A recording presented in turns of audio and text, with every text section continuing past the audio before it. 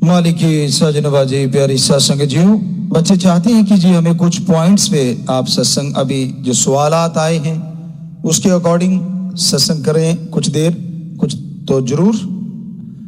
कई कह रहे हैं जी हमें सर्वाइकल बहुत हो जाता है।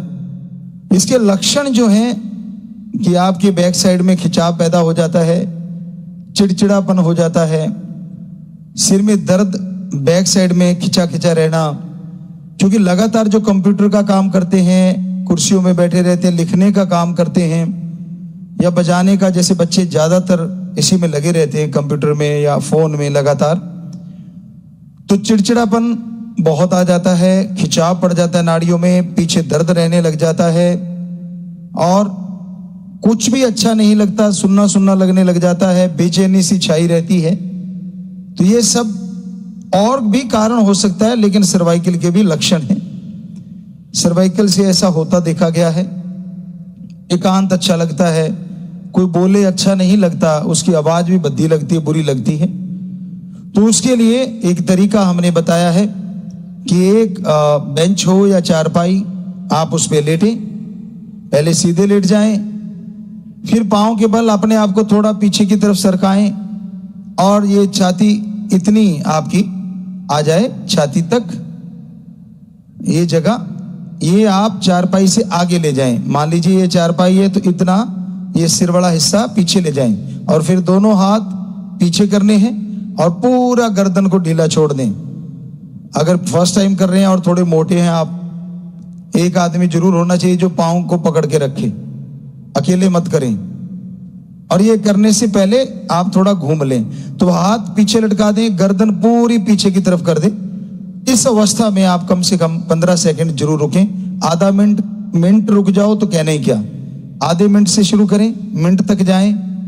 और जैसे ही आधा मिनट हो जाए तो जो परिवारजन है या तो वो आपका हाथ पकड़ के आपको थोड़ा सा पीछे, या फिर आप खुद जवान बच्चे हैं तो जैसे ऐसे हाथ हैं चारपाई को पाए और पीछे को सर्कल लें, अपनी जगह पे आ जाएं, वैसे लेटे रहें कुछ देर। और जब बैठे होंगे तो बैठना है 1 मिनट। उसमें अगर हल्का सा आपको चक्कर आता है ऐसा सीधे होने के बाद, तो इसका मतलब थोड़ा सर्वाइकल है, और ज्यादा आता है तो ज्यादा। तो ऐसा 15 सेकंड, आधा मिनट आप रुके, आधा मिनट सीधे हो गए, आधा मिनट फिर किया, कम से कम 3-4 बार, फिर 7 बार, सुबह दोपहर शाम। ऐसा आप करोगे तो 5-7 दिन में वो ये चीजें आपकी दूर हो जाएंगी और सर्वाइकल से आप तंदुरुस्त हो जाएंगे। पर लगातार कंप्यूटर का काम फिर भी चल रहा है, तो इसलिए शाम के टाइम 3-4-5 बार आप जरूर कर लिया करो, तो ताकि बिल्कुल फ्रेश रहोगे। डेली का डेली आप दवाई लेते हो ना, टेबलेट लेते हो, ये मान लो कि आप दवाई ले रहे हो, तो उससे ये सर्वाइकल चला जाता है। इससे आपको बिल्कुल आराम मिलता है, क्योंकि हम भी बहुत कई बार काम किया करते हैं तो ऐसा हो जाता है खिंचाव सा, और जैसे ये किया हम तो झट कर लेते हैं और हाथों हाथ ठीक हो। बहुत बच्चों को हमने, हजारों बच्चों को बताया है, तो उन्होंने करके देखा, रिजल्ट 100%। साइड इफेक्ट तो इसका है ही नहीं, बस इतना साइड इफेक्ट है कि जो अनजान पहले गर्म होना है, चलने के बाद ही ये आसन आपने करना है।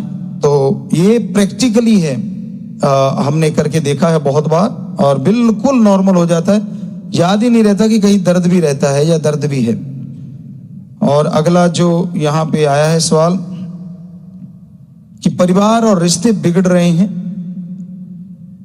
हमारे परिवार संयुक्त परिवार रहा करते थे, आज वो बिगड़ते जा रहे हैं। आप निगाह मारोगे, गांव में भी बहुत कम परिवार रह गए जो संयुक्त परिवार हैं। रिश्ते बिखरने का कारण सबसे बड़ा है अहंकार, सहन शक्ति की कमी।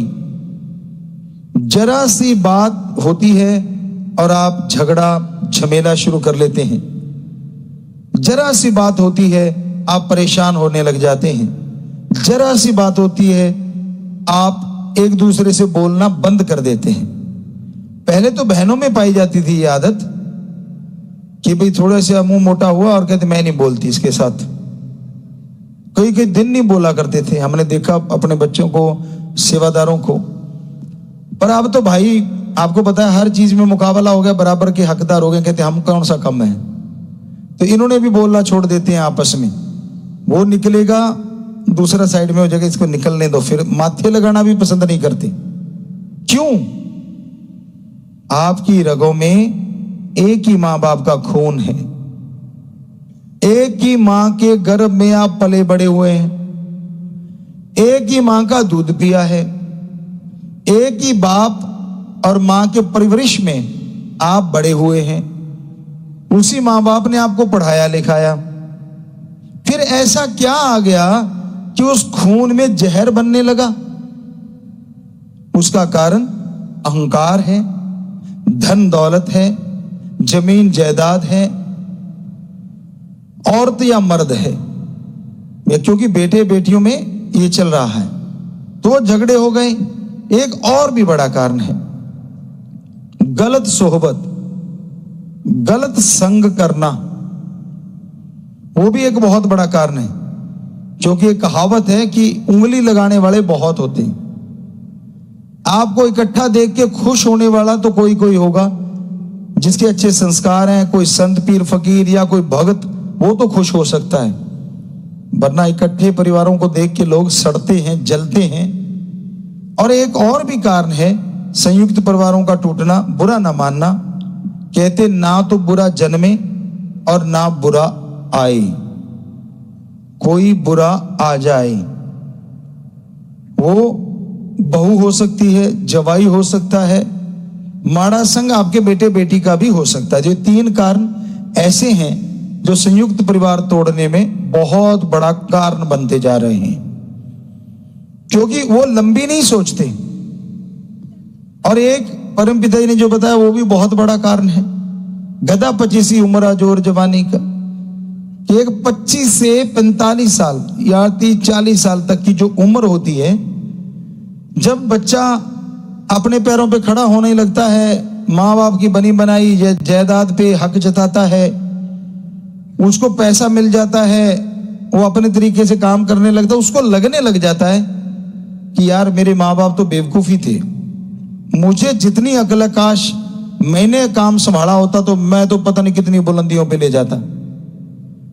तो यूं करते करते 40 साल 45 साल तक समय की ठोकरें, परिवारजनों की ठोकरें, समाज की ठोकरें जब उसे पड़ती है ना तड़ाक तड़ाक, तो 42-45 साल में जाके सोची आती है, ओहो माँ बाप तो सही किया था, तू ही गलत था। बहुत लोगों को ऐसा एहसास होता होगा, उनके तजर्बे की याद आती होगी कि हाँ उन्होंने हमारे लिए अच्छा ही किया था, बुरा नहीं किया। क्योंकि कोई माँ बाप, सारे तो नहीं कह सकते, पर हमारी संस्कृति के अकॉर्डिंग तो 100%, पर आज समय के अकॉर्डिंग बहुत माँ बाप ऐसे ही हैं हमारी संस्कृति में जो अपने बच्चे का बुरा सोच भी नहीं सकते, करना तो बहुत दूर की बात। पर उन बच्चों को बुरा लगता है कि नहीं नहीं मेरा तो बुरा करेंगे, मेरा तो ऐसा कर देंगे। कारण वो कहते घर ता वस जे पर उंगलां वाले वसन नहीं देंगे। कहने का मतलब कि बच्चे भी सुधर तो जाएं, पर उंगली लगाने वाले इर्द गिर्द ही होते हैं। झूठी अफवाह, झूठी बातें दिलो दिमाग में डाल देते हैं और बच्चे उन पे चल के बस आपस में लड़ना शुरू कर देते हैं और घर परिवार बिखर जाते हैं, तिनकों की तरह बिखर जाते हैं। तो भाई घर परिवार एक होंगे, जरा सोच के देखिए। अगर आप सत्संगी ही बच्चे हैं, राम नाम ओम हरि अल्लाह वाहिगुरु को याद करने वाले हैं, सेवा का भाव रखते हैं आप सभी धर्मों में, जरा सोच के देखिए। मान लीजिए आपके चाचा ताऊ बाप 2-3 भाई हैं, आगे उनके 2-2 बच्चे हो गए तो 6 वो हो गए, 3 वो 9। अब उनमें से अगर 3 बच्चे मानवता की भलाई भी करेंगे बारी बारी से जाके, तो घर के काम धंधे में नुकसान भी नहीं होगा और राम नाम अल्लाह वाहिगुरु की याद में भी आप माला माल रहेंगे। कितना बढ़िया है। शादी में कोई चले गए 2-3 तो बाकी संभाल लेंगे घर को। पहले होता था ऐसा, हमारा कल्चर था, सारे भाई इकट्ठे रहते थे। एक होता था हाड़ी, एक होता था पाड़ी। हाड़ी जो खेतों में हल चलाता था, सारे खेत धंधे का काम वही संभालता था, पाड़ी भैंस वगैरह को, और एक जिम्मेवार जो शहर से सामान लाना, घर के खर्चों का हिसाब किताब रखना, सारे 2-3 भाई अगर होते तो इस तरह से बहुत कमाल का सिस्टम था हमारे समाजों में, हमारे इस संस्कृति में, लेकिन आज खो गया है। तो हम तो यही प्रार्थना करेंगे कि अपने अहंकार को छोड़ो, जरा जरा सी बात को गहराई में ना ले जाया करो। छोटी छोटी बातें होती हैं और उसका बतंगड़ बनाने में आस पड़ोस के लोग काम करते हैं। पंजाबी में एक कहावत आपको कई बार सुनाई है, आज फिर जुबान पे आ गई, लाई लग ना होवे घर वाला ते चंद्रा गवांड ना होवे। ये पुरानी कहावत है, गाने बन गए वो एक अलग बने, बाद में बने, पर ये पुरानी कहावत है। लाई लग किसी के कहने में आने वाला पति या पत्नी नहीं होनी चाहिए, और चंद्रा घमंड ना हो, पड़ोसी गंदा ना हो जो हमेशा उंगली लगाता रहे। जैसे बाहर से कोई आया, पत्नी या पति, तेरा पति तो ऐसे, तेरी पत्नी तो ऐसे, ये ऐसे करती है। पुराने टाइमों में कहते थे दाल सब्जी लेने बहनें आती थी और क्या से क्या बोल जाती थी, बड़ी अजीबोगरी बातें भी बोल देती थी कि भाई तेरा तो पति किसी काम का नहीं, वो तो बेकार है, फलां है, धिंकड़ है। आई है सिर्फ सब्जी लेने और आग लगा के चलती बनी। अब वो जब आते हैं पति महोदय तो शुरू हो जाता है महाभारत। तो इस तरह भाइयों में, आगे बच्चों में झगड़े करवा देते हैं, और छोटा सा अहंकार, छोटी छोटी बातों के लिए आपका ईगो हार्ट होने लगती है और आप अलग हो जाते हैं, झगड़े हो जाते हैं। तो संयुक्त परिवार सुखी परिवार। हमारे अकॉर्डिंग आप राम का, अल्लाह वाहिगुरु का नाम जपा करो, छोटी छोटी बातें इग्नोर मार दिया करो। आप परिवार के बारे में कोई उंगली लगाता है, सारे परिवार के सामने उसको ले आया करो कि भाई ये तू कह रहा था मेरे भाईचारे के बारे में, बोल क्या कह रहा था। तो उसने जो मसाला बनाया सारा ही उड़ जाएगा, और आगे से वो कभी भी आपके सामने आपके भाई परिवार की निंदा नहीं करेगा। तो इस तरह से संयुक्त परिवार आप जरूरी है आज के टाइम में भी, हमेशा के लिए। कई बार होता है, अभी एक अगला जो सवाल आया कि जी कभी कभी आत्महत्या के विचार आने लगते हैं। आज के टाइम में जो नशेड़ी हैं, कर्जाऊ हैं, जिनके सिर पे कर्जा है, या पारिवारिक कलह कलेश है, नौकरी पेशे में कलह कलेश है, खेती बाड़ी में बर्बादी हो गई, तो ये कुछ एक कारण है, वैसे कारण और भी होंगे जिससे आत्महत्या के विचार इंसान के अंदर आने लगते हैं। पहली बात, आत्मघाती महापापी, ये हमारे सभी धर्मों में लिखा हुआ है कि आत्मा का घात करने के लिए तो छोटे छोटे कीड़े मकोड़े नहीं सोचते, वो भी जिंदगी बचाने के लिए लड़ते हैं। और आपको तो सर्वश्रेष्ठ शरीर दिया है प्रभु परमात्मा ने, तो आप क्यों आत्मा का घात करने पे तुले हो। कहता है जी नशा करता हूं, अब नशा मिलता नहीं, मां बाप ने जवाब दे दिया और पैसा खत्म हो गया, जमीनें बिक गई, गाड़ियां बिक गई, सब कुछ बिक गया, अब मरने के अलावा कोई चारा नहीं। गलत। आपके अंदर भगवान जी रहते हैं और आपके अंदर ऐसी विल पावर है कि आप अगर हिम्मत करेंगे और राम के नाम से, नशा भी छूट जाएगा और आत्महत्या के विचार भी बदल जाएंगे। ये सच्चाई है। जिंदगी को कभी भी इतना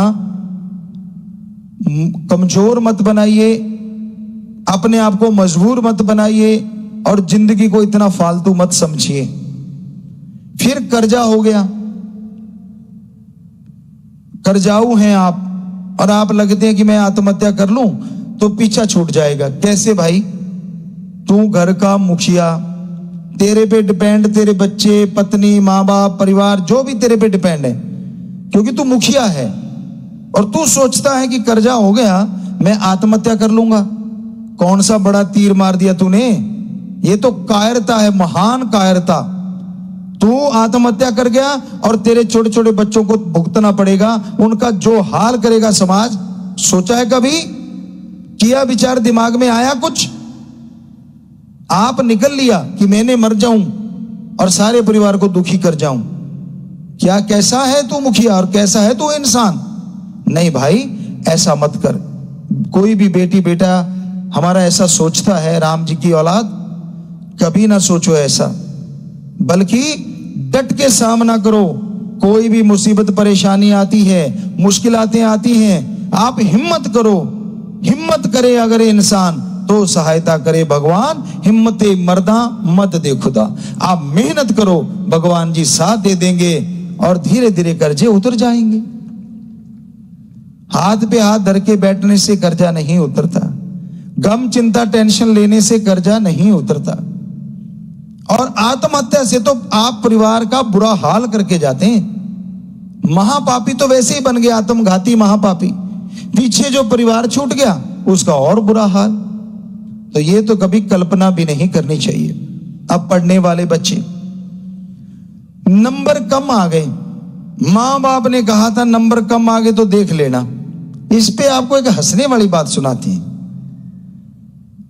कहने का मतलब आप टेंशन ना लिया करो। एक बच्चा था, उसके नंबर कम आते थे, तो उसका बाप कहने लगा, ओए अगली बार अगर नंबर कम आए ना या तू फेल हो गया तो मुझे बाप मत कहना। वो चुप रहा। अब रिजल्ट आ गया,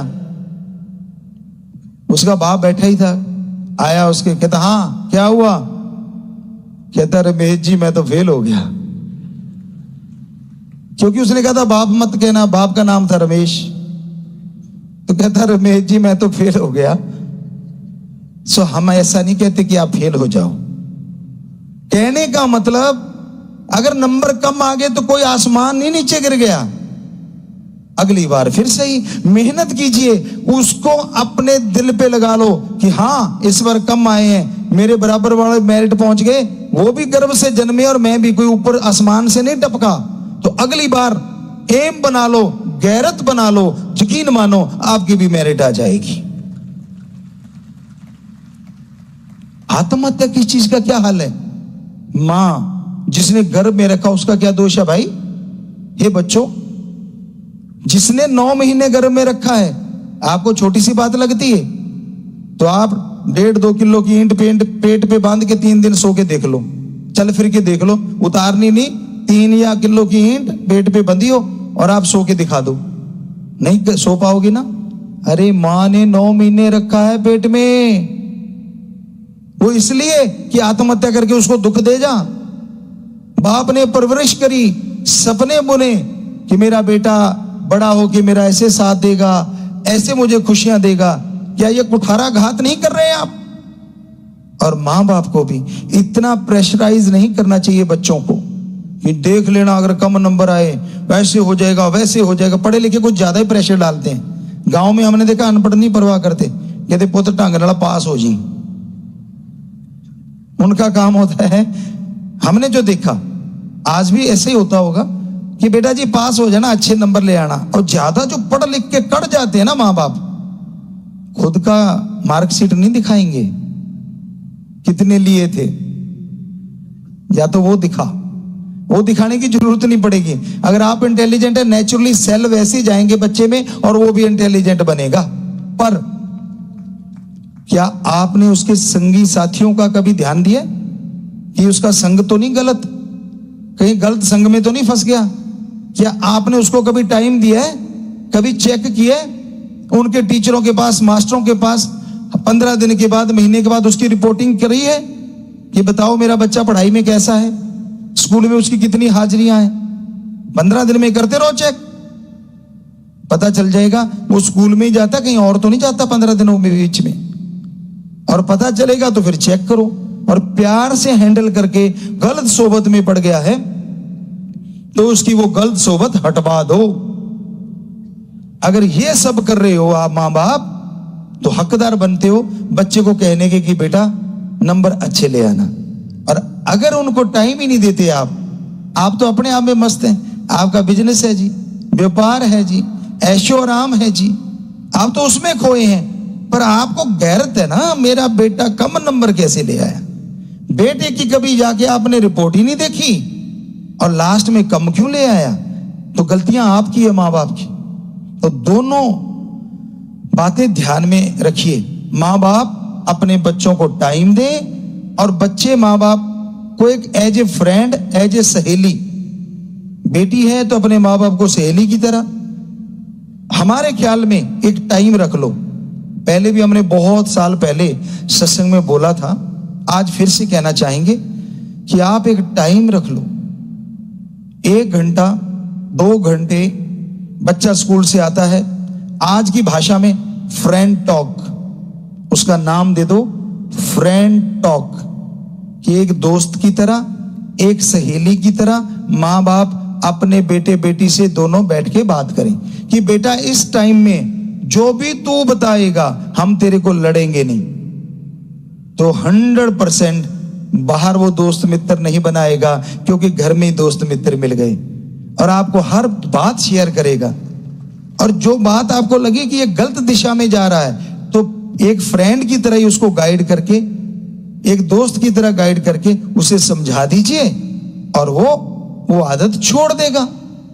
लेकिन आप तो जी हिटलरबाजी करते हैं, मेरे से डरता रहना चाहिए। कई तो बच्चे माँ बाप से आंखें नहीं मिलाते, बाप के तो पास ही नहीं आते, यूं लगता वो करंट मार रहा हो।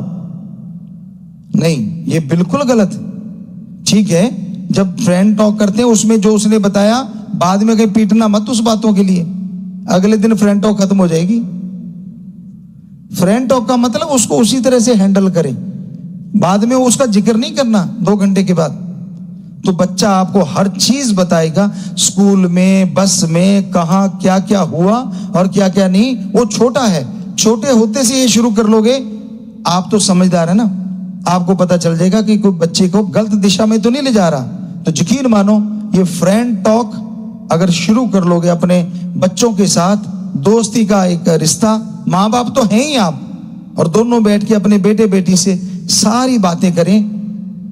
हर चीज का हल जब माँ से बाप से मिल जाएगा कि भाई इस मुश्किल से निकलेगा ये हल, तो उसको बाहर दोस्ती की उतनी जरूरत नहीं पड़ेगी। पर दोस्त बनाएगा भी तो स्वस्थ दोस्त बनाएगा जो हर समय साथ रहें।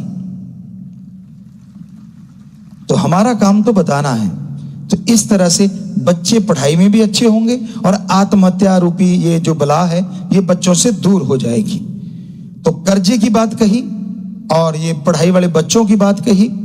अब बिजनेस व्यापार में लॉस हो जाता है या खेती बाड़ी एकदम तबाह हो जाती है, तो भी कई किसान भाई, बिजनेसमैन आत्महत्या कर जाते हैं। और एक है शक, जो सबसे गंदी चीज है। पति पत्नी में ये बहुत बड़ा जहर है, बिना वजह शक। दृढ़ यकीन होना चाहिए एक दूसरे पे, और कोई दोनों में से एक भी यकीन तोड़े ना। अगर टूट गया तो रिश्ता भी खस्ता हो जाता है, लचकदार हो जाता है, उसमें वो विश्वास नहीं रहता, फिर दोनों आवारागर्दी पे उतर जाते हैं। तो इसलिए आत्महत्या का ना सोचें, रिश्तों को मजबूत और यकीन मजबूत होना चाहिए। किसान की फसल तबाह हो गई, बड़ा दर्द है। 6 महीने मेहनत करता है, क्योंकि हम भी किसान के घर पैदा हुए। बड़ा दर्द होता है जब फसल पकी पकाई हो। एक बार ऐसा ही हुआ था, 84-83 की बात होगी, ध्यान में नहीं हमें, बरसात आ गई, गेहूं की मंडलियां बोलते हैं, ढेरियां लगी होती हैं, जगह जगह काट के लगा देते हैं। अब वो खलियान में लाके रखी, बरसात आ गई, अगले दिन धूप वगैरह निकली, उसको बिखेर दिया, 2 दिन धूप पड़ी, वो सूखने लगी, तीसरे दिन फिर बरसात आ गई, तो बिल्कुल गेहूं काली पड़ गई और बदबू आने लग गई। बहुत मुश्किल से थोड़ी सी गेहूं घर के लिए बची।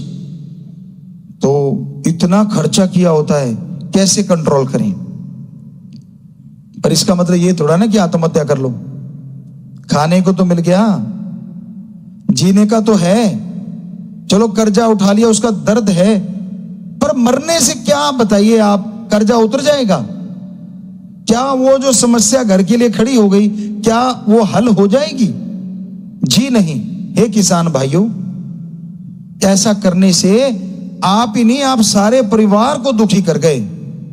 आप घर परिवार में बैठ के दुख साझा करो, अंदर ही अंदर मत रखो कि भाई आपा इतना कर्जा उठा चुके हैं, फसल अपनी तबाह हो गई, अब आपा ने हाथ बंद करके खर्चा करना है, मतलब कम से कम खर्चा, जिंदगी का जीवन यापन करना है। ऐशो आराम को मारो, तिलांजलि दे दो, छोड़ दो। तो सारे परिवार में जब आप बात करोगे ना, आधा बोझ तो वैसे ही उतर जाएगा, क्योंकि एक अकेला आदमी जब दिमाग में रखता है तो दिमाग में टेंशन पैदा हो जाती है, उससे आत्महत्या के चांस ज्यादा हो जाते हैं। और जब वही बात पूरी फैमिली में और संयुक्त परिवार हो तो कहना ही क्या, फिर तो सारे परिवार वाले मिलके लग जाएंगे कि हाँ हमारे पे कर्जा है और हमने मेहनत करनी है। यकीन मानिए रास्ते जरूर मिल जाते हैं जब इतने दिमाग इकट्ठे सोचते हैं। पर आत्महत्या ना करो हे किसान भाइयों।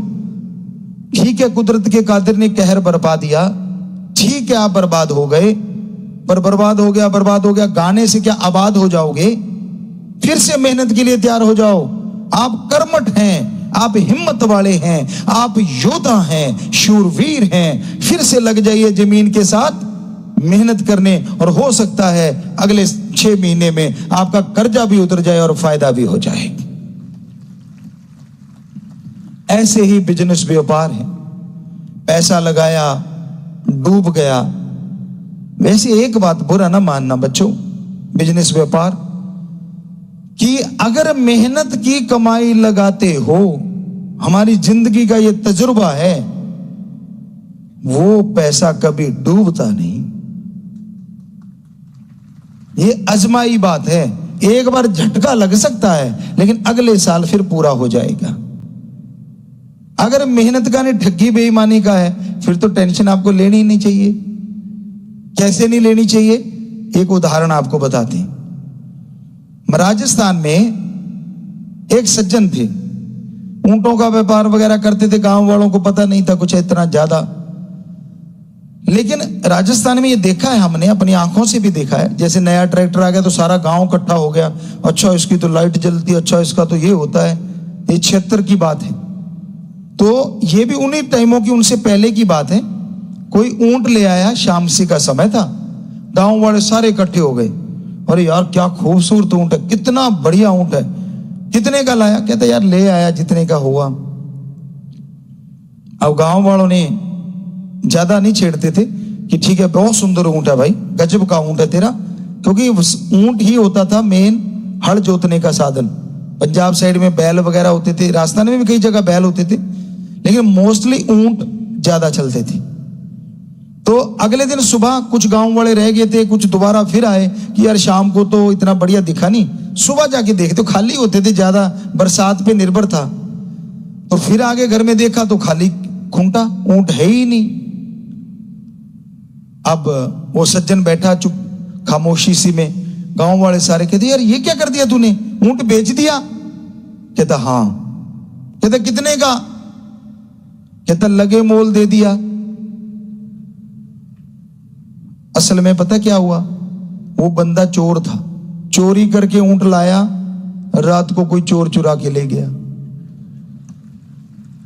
तो कहने लगा लगे मोल दे दिया भाई। तो हे भाई बुरा ना मानना, अगर बेईमानी से कमाया था तो लगे मोल चला गया, टेंशन किस बात की?